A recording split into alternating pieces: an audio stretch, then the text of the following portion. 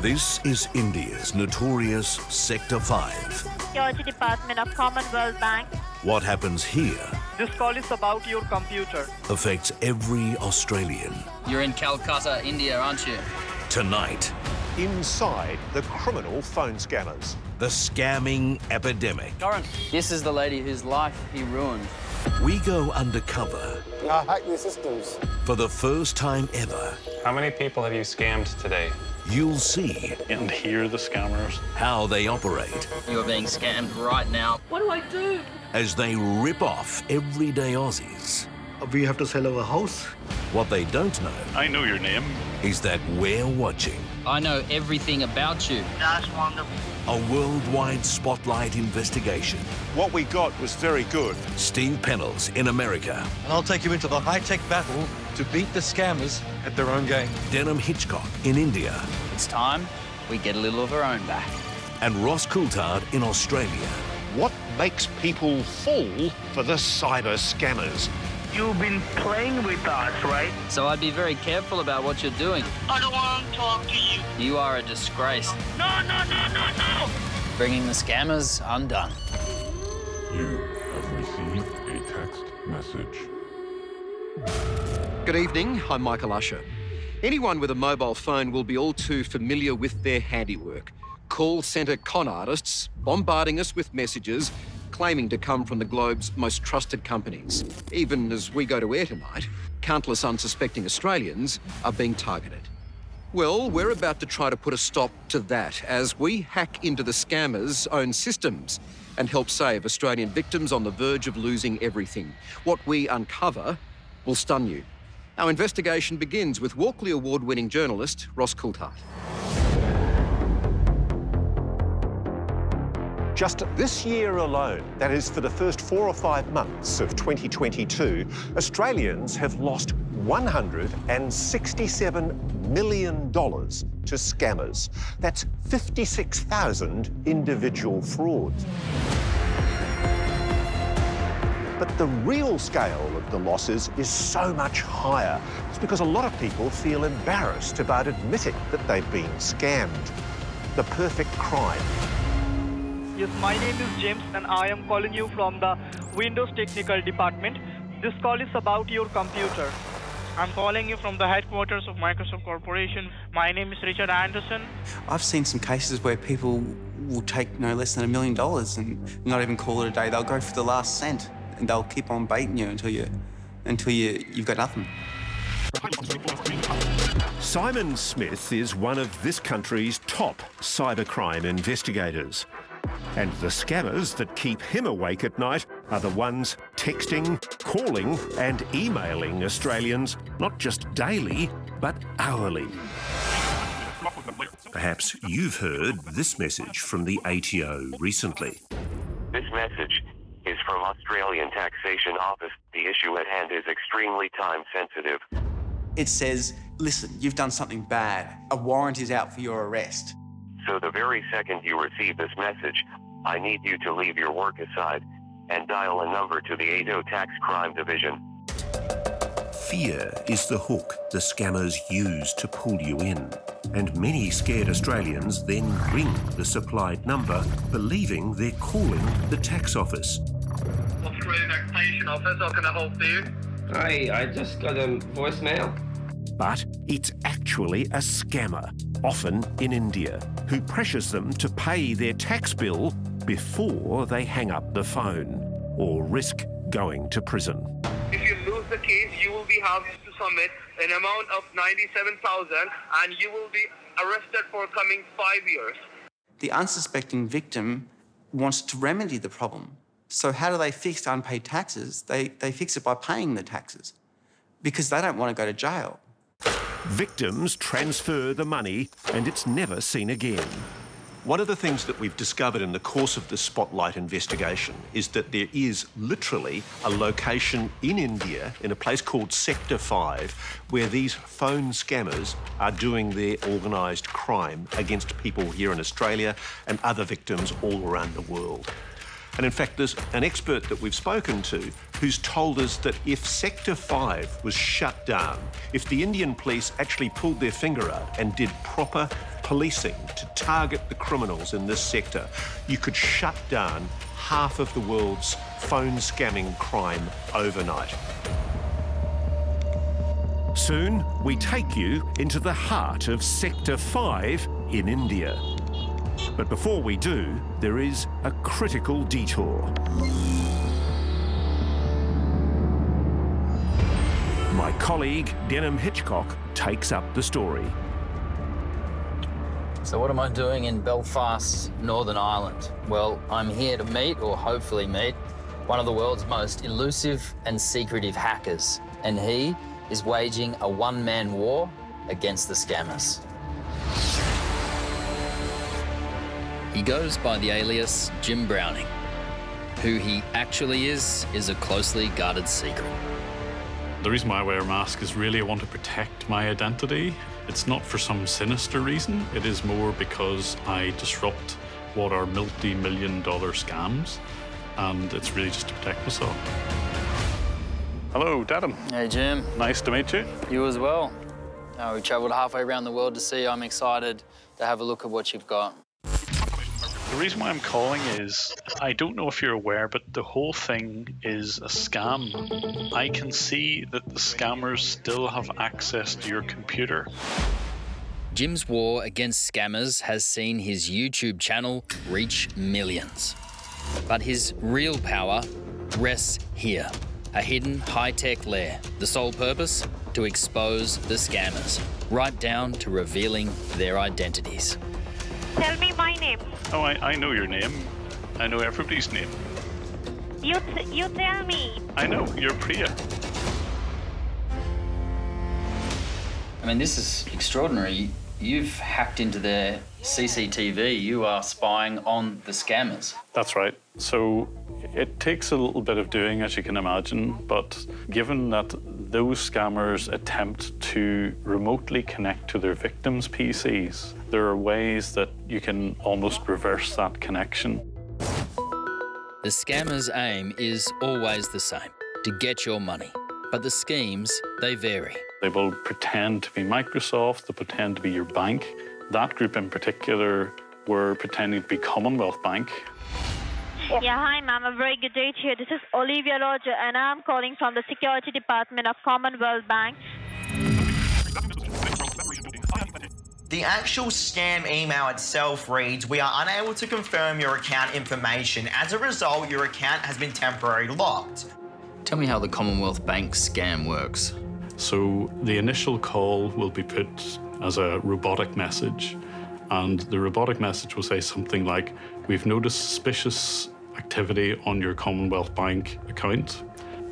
Hi, this is Tracy from Commonwealth Bank. This call to inform you that we have approved you for long-term personal loan up to $5,000.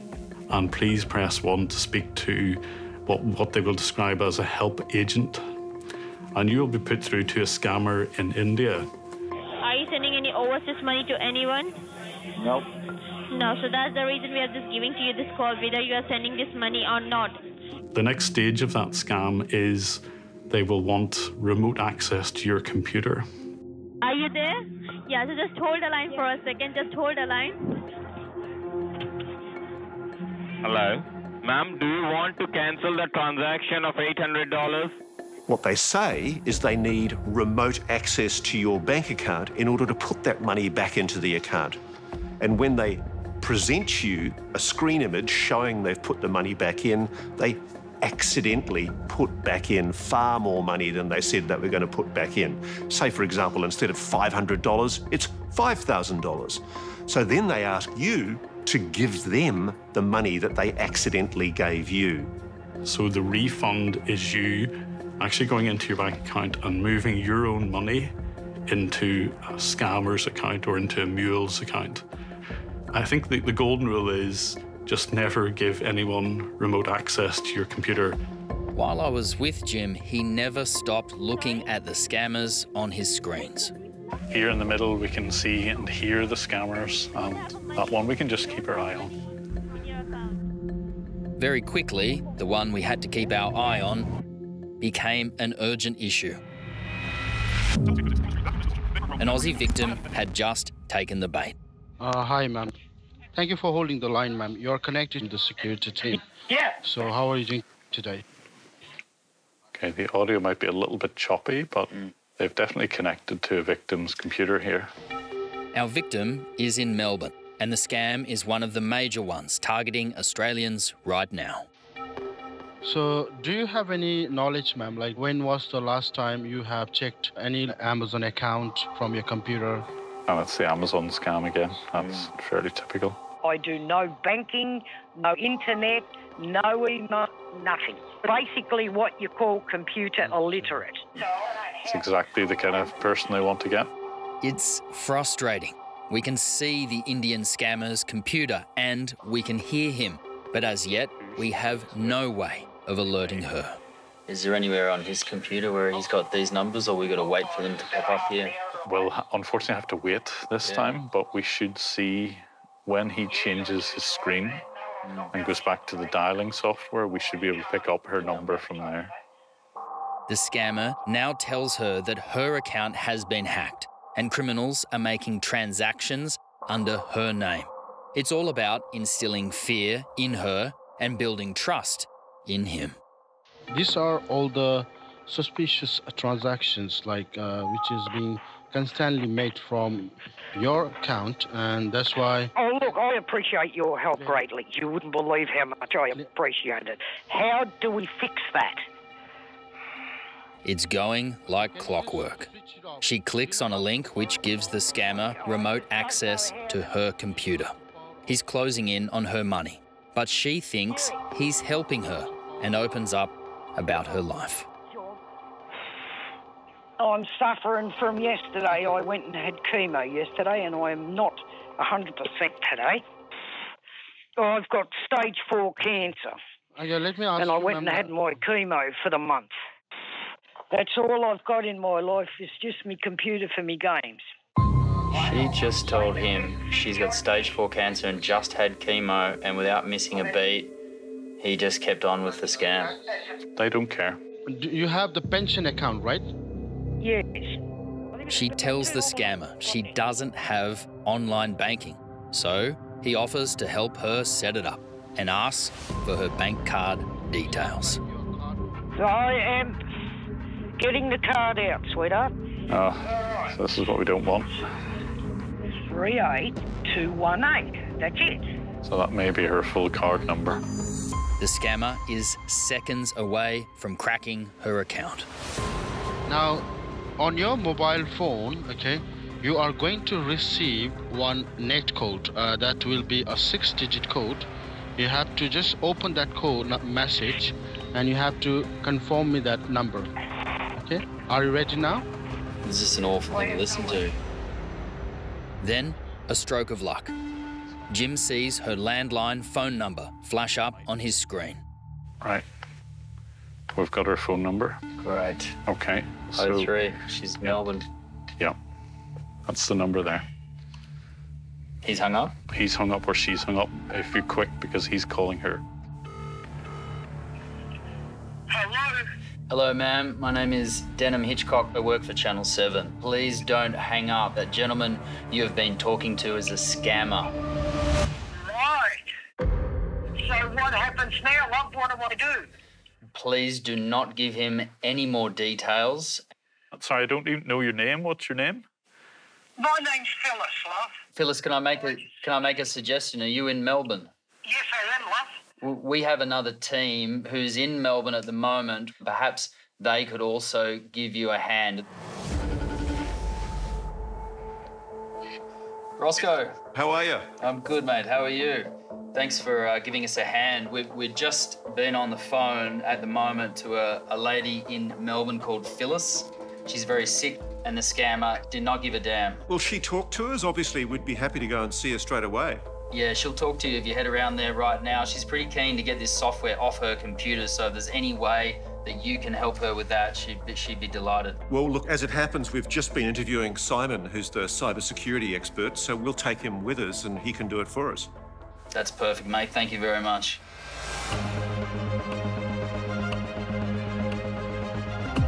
It's critical we get to Phyllis quickly. So long as that software is on her computer, the scammer can access her money.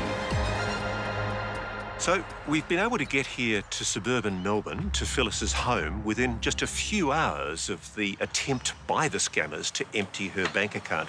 And as we speak, there's a computer expert, our friend Simon, Sit out, sweetheart. getting that software off her computer. Is this the first time you've had this happen? No, this happened 2 weeks ago too.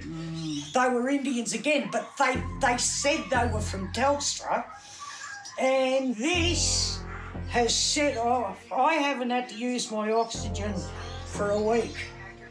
This has set me off and I've had to use it all day. Because on top of that, I also have emphysema. I'll delete the downloads so you don't accidentally install them. So there's no... Beautiful, sweetheart. Love you. You'll be my champion the rest of what's left of my life. And the tragedy is that anyone, anywhere in the world, felt that it was appropriate to try to target such a vulnerable woman. Of course, there are so many hundreds of thousands of other Australians every year who aren't so lucky.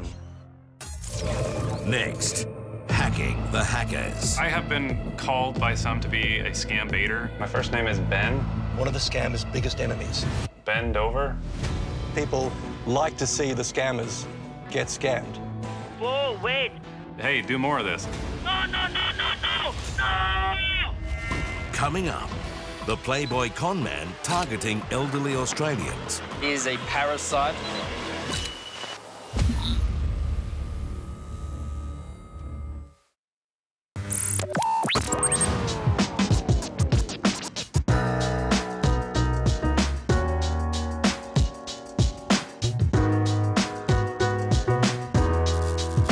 Bright lights, big cities, lots of money. It's easy to see why scammers see wealthy Westerners as fair game. I need to wire some money to an overseas account to bail my grandson out of an unnamed jail. Oh, Grandpa, I think you were scammed. The biggest prize on the scammer's world map is the US of A. Hi, this is a call Very good day to you, from Amazon to inform. Oh, God almighty. 1 in 3 Americans has been scammed. I'm completely spent. Total cost per year, $41 billion. America's a massive target for scammers because simply money. So scammers see Americans and Australians and sort of any wealthy countries as fair game. It's just a redistribution of wealth in their favour. But there are those fighting back. It's hard to believe by looking at it, but in this picture postcard suburb on the outskirts of Salt Lake City, 13,000 kilometres from India, is one of the scammer's biggest enemies, an American dad who goes by the alias of Pleasant Green.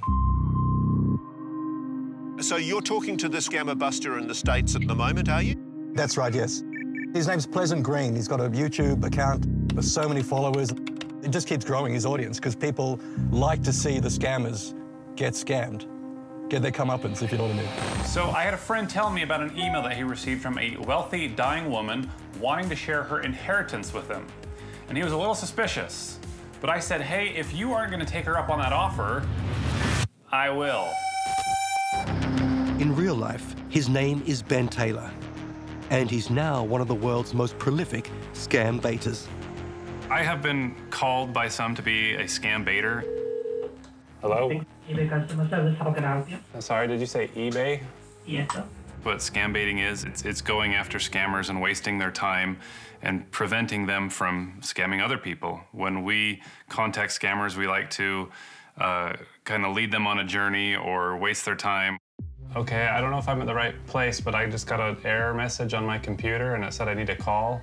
Because at any minute that we can take away from them scamming somebody else is, I think, a victory for someone else who's not going to get scammed.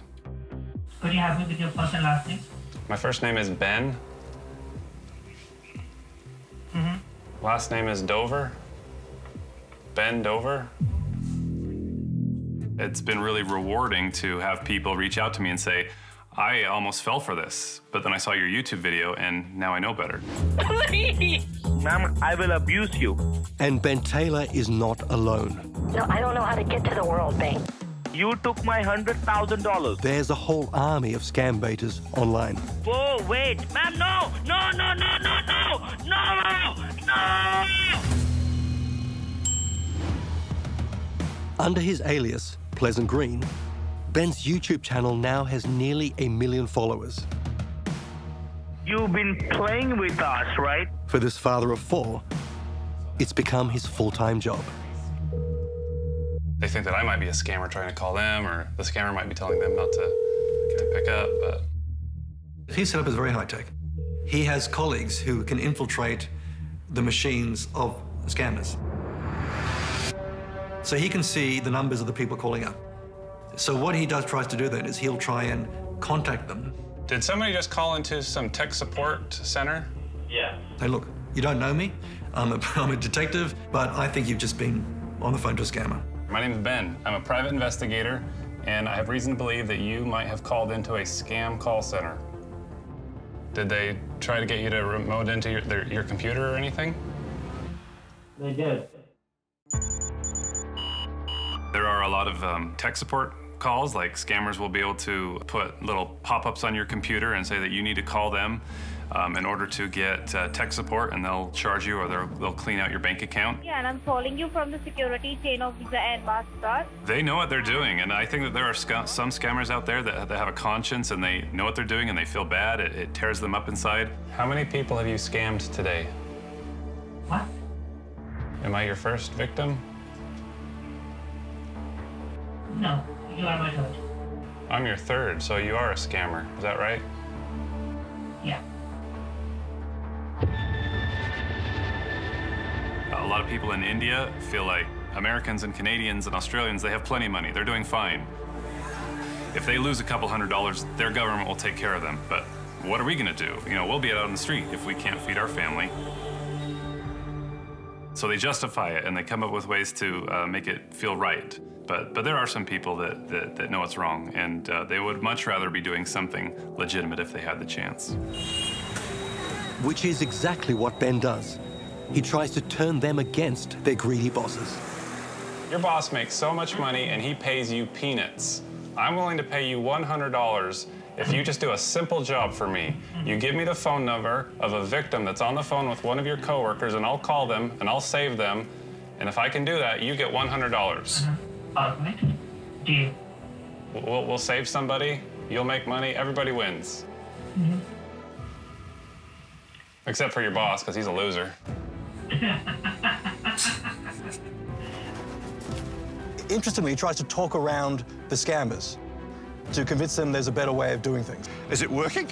Apparently it is. Strangely enough, he's got a lot of empathy for these scammers, because often this is their only prospect of looking after family or finances. They know what they're doing is wrong, but they don't have any opportunities. So what he's trying to do is give them other avenues to earn money.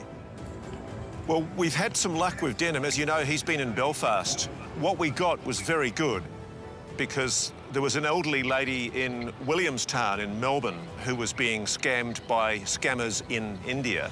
Oh, boy. And the tragedy is, Steve, this is a woman who's dying from cancer. She's grievously ill from cancer. She told them she'd had chemo the day before, so she's very, very vulnerable. And they're badgering her to give them her financial details. I appreciate that the American guy might say that there's maybe some sympathy for the people who are being forced to do this scamming, but it's their choice. Frankly, they're ripping off vulnerable Australians in a really horrible, nasty way. Next, the perfect target. How much money have your family lost? About 800,000. And that's the person? Yes. It's time we get a little of our own back. All right.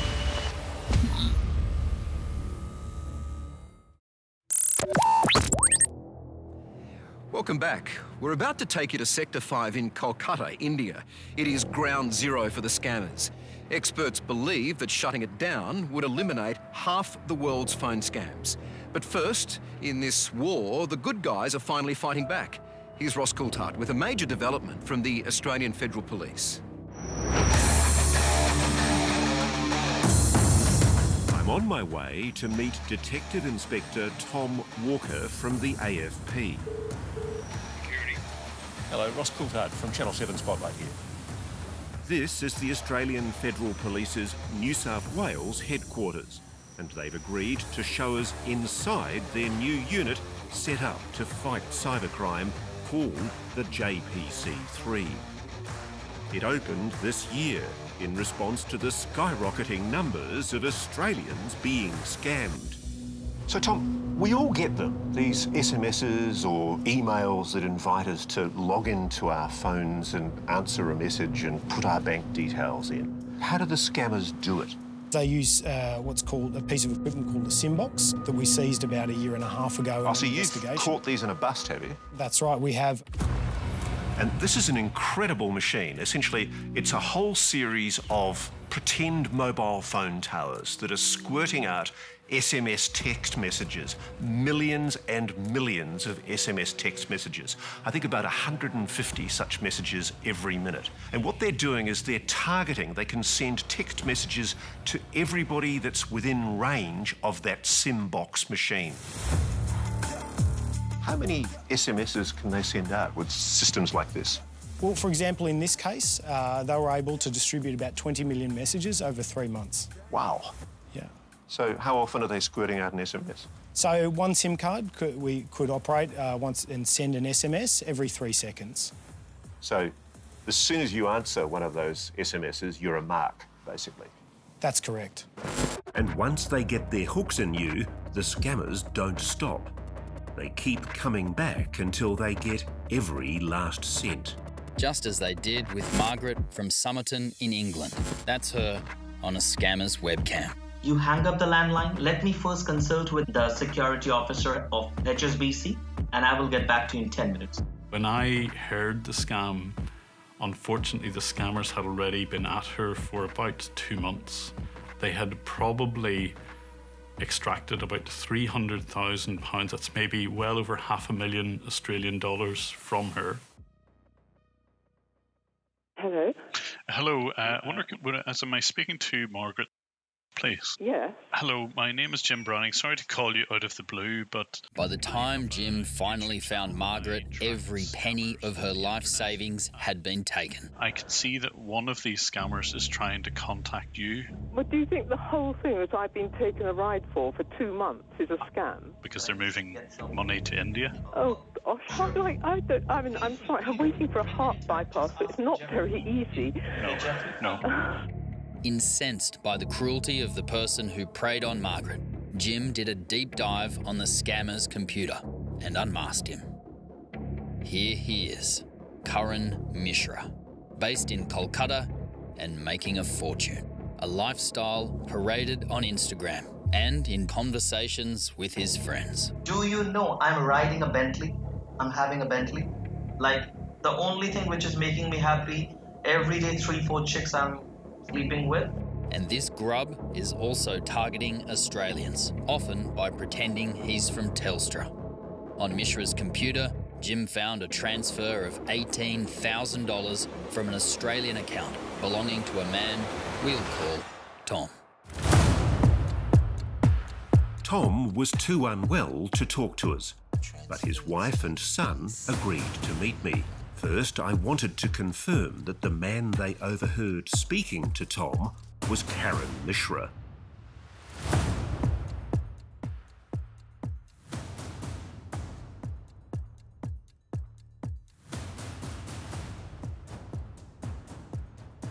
And that's the person who ripped off your dad? Yes. Tom, a former accountant, has early onset dementia. The perfect target. He was bled dry by multiple scammers, including Karan Mishra. How much money have your family lost? It would be $500,000, if not. Well, I think it's even over. more than that. Yeah, I go to about 800,000 when I add it up. And I have seen a medium to large size call center making upwards of 1.8 million US dollars per month, so well over 10 million a year. So it stands to reason that someone making $2.5 million a month does not want their business interrupted by the likes of you. Absolutely. It's just too profitable for them. And very recently, we've even sent local people into those scam call centres, and they have received threats of death. But that hasn't stopped Jim Browning, nor us. My next stop was India.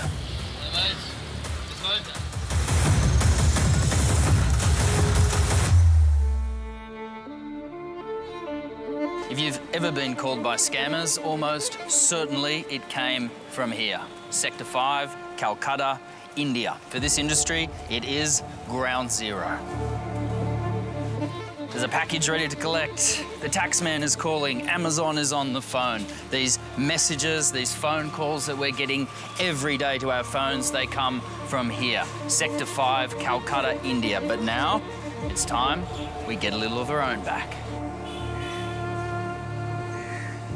There's a real problem with law enforcement, with catching these scammers, isn't there?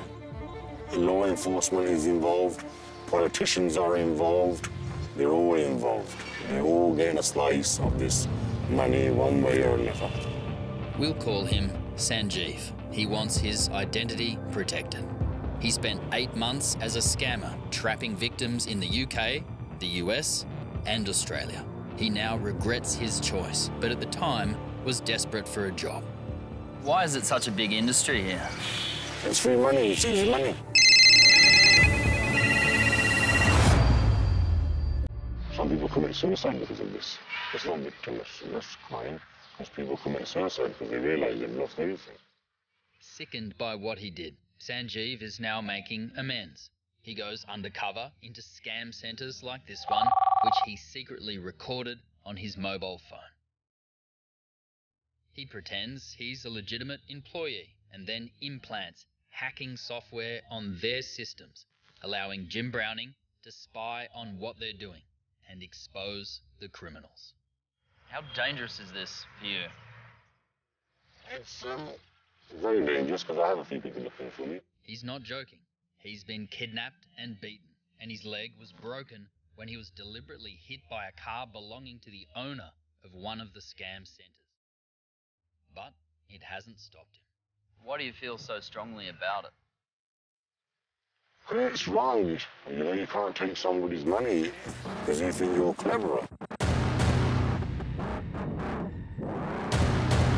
With information supplied by Sanjeev and Jim Browning, we travelled to the heart of Sector 5, home to half the world's scam centres. Your security for this building here? Jim traced the IP address of the scammer who tried to steal from Phyllis, our cancer victim from Melbourne. Oh, boy. He works out of this building. This is probably the most professional building in the place. It's enormous. It's called the Genesis building. And there's thousands and thousands of workers here. The call that went to Phyllis came from this very building. Together with producer Amelia Saw and my cameraman Max Polly, we went up multiple floors until we found this.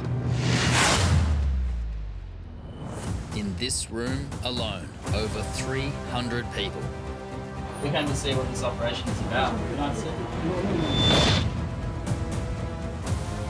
But our presence wasn't welcome.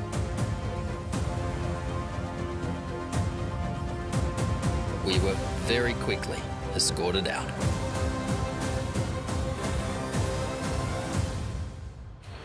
You can see the size of the operation. The operation, that's just one floor in one building, and there are thousands and thousands of these buildings here.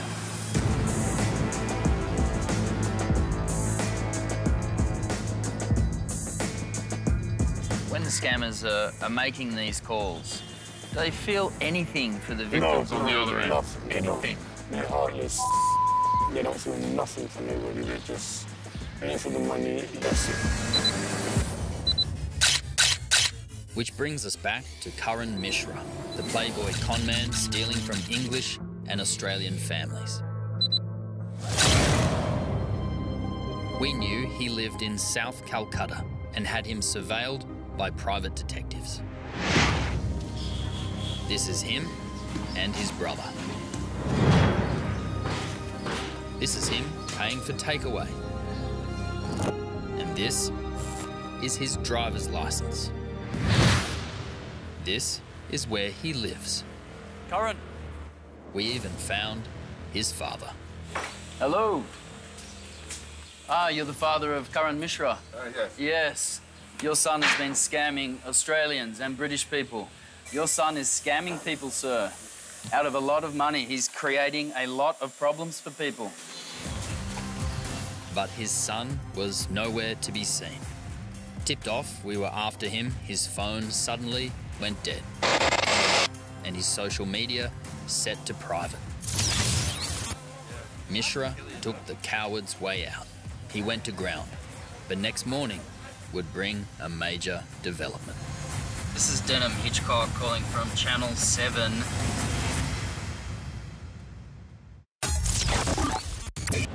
Next.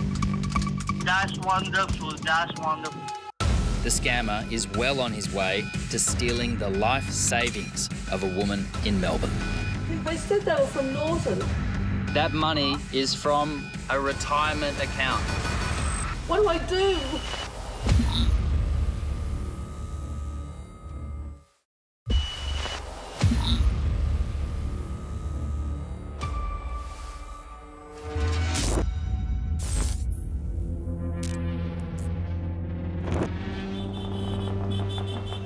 Our last day in India. In a few hours, we'll be leaving.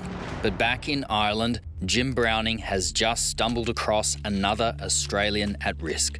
It's 6 a.m. in Belfast, and Jim has broken into the computer of a scammer operating out of Sector 5 in Kolkata. What he hears alarms him. The scammer is well on his way to stealing the life savings of a woman in Melbourne. Thank you, man. You are doing a great job.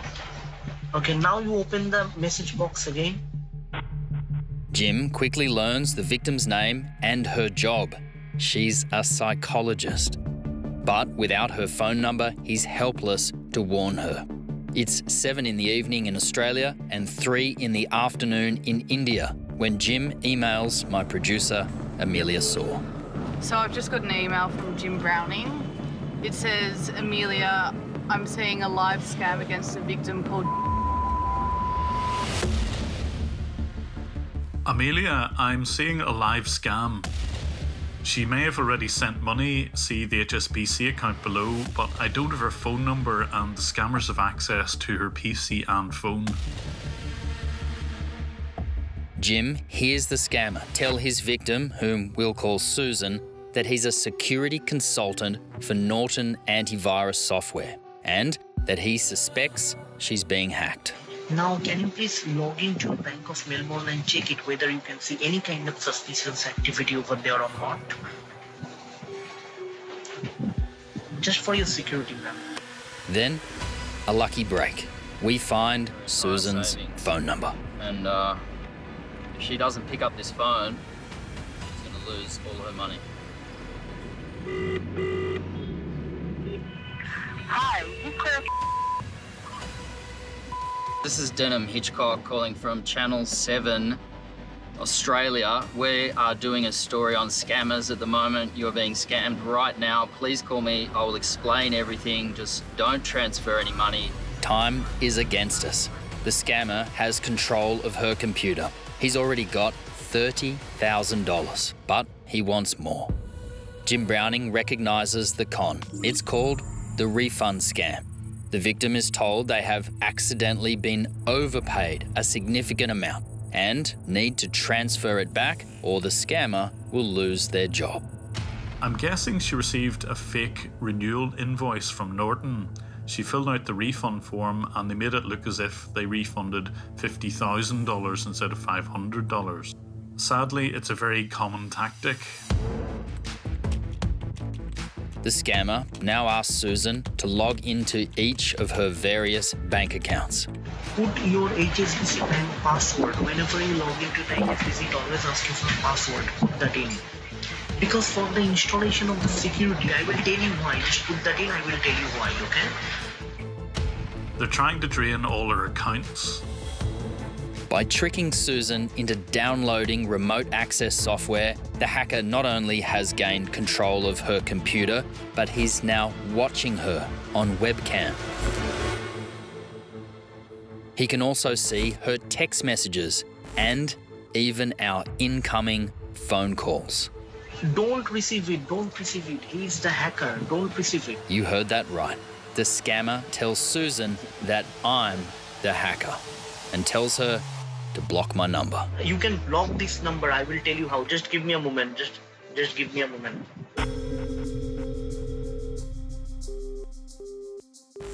Meanwhile, in Belfast, Jim has been on the phone to the HSBC fraud hotline this entire time. All our consultants are busy at the moment. Please hold.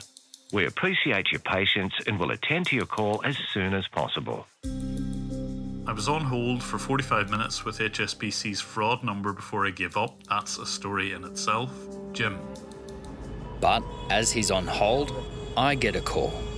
Hang on a second, sorry, I got a call coming in. Hello, Denham here. Who are you? It's the scammer. What I'm asking you, you have to tell me first. Why is that? Because you called me, my friend. Why don't you tell me who you are? He's seen my number on Susan's phone and wants to know who is trying to stop his swindle. Why don't you tell me who you are? Because I tell you what, I know everything about you. I know your IP address. I can see into your details. So I'd be very careful about what you're doing. That's wonderful, that's wonderful. Thank you. That money that you are taking from her is from a retirement account. This is the money this lady has to survive on for the rest of her life. And she shouldn't be giving it up to the likes of you. Okay, I got it. But I'm not calling you any lady. I'm calling to you. And I want to know, who are you? You're in Calcutta, India, aren't you? I don't want to talk to you, thank you.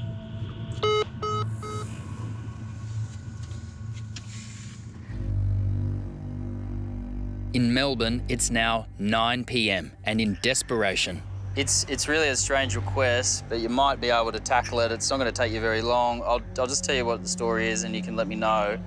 I send a colleague to Susan's front door.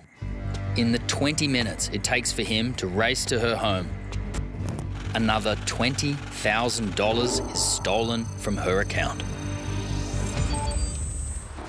Jim Brown is telling us that has now transferred her entire retirement savings fund over to these scammers, $50,000, completely emptied her account. Hello? Hello, is that... Yeah, right, yes. Yes, it's Rob calling from Spotlight, Channel 7. How you going? What for? Denham Hitchcock has asked me to come to your place regarding scamming. What? We're doing a story on scamming, and I believe that you've been on the phone. Yes. Where are you? You're at the front? I'm at the front, yeah.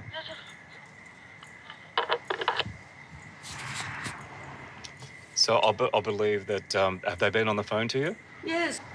So are they still on the phone now, or they're not? Well, I don't know what to do. Yeah. So have I lost everything? Well, we're not 100% sure. What do I do? They said they were from Norton. I just don't understand. Yeah, well, they're not. Yeah, well, what do I do?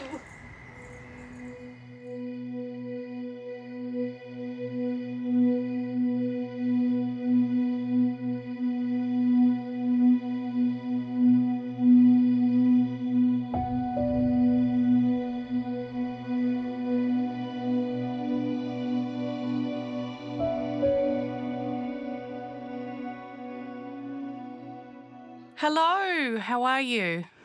All right, thanks. Hey, listen, have you heard from HSBC? Yes. And what's happened? They just indicated that I will be returning all of the funds. They're going to give you back all of the money? Absolutely. How much are they going to give you back? 50,000. Oh, my goodness. How do you feel? I feel really, really very, very pleased. Oh, I'm so relieved for you. Gosh. I mean, so much. Oh, you're welcome. I'm just so glad we could kind of catch it and be there for you. Yeah, I'm very, very grateful. Thank you. Before we go tonight, a word about next week. The explosive revelations from cricketing great Stuart McGill, as he tells us what really happened the night he says he was kidnapped and bashed by armed thugs. It is a terrifying tale of crims, cocaine and missing cash, and not to be missed. Boys bowled him round his legs. That's what McGill wanted. McGill has bowled it beautifully. 50,000 people cheering for you.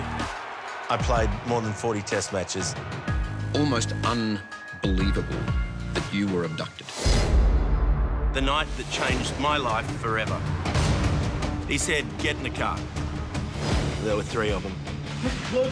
Stripped naked. I couldn't do anything about it. I was thinking of which toe they were going to cut off. Had guns tucked into the waist of their pants. Punched me about 8 times. I was, and I still am, terrified. I'm scared for mine and my family's safety. You will hear the whole truth. I never had anything to do with this drug dealing. It's just so far-fetched. I had nothing to do with any of this. The real story for the first and only time. On Spotlight.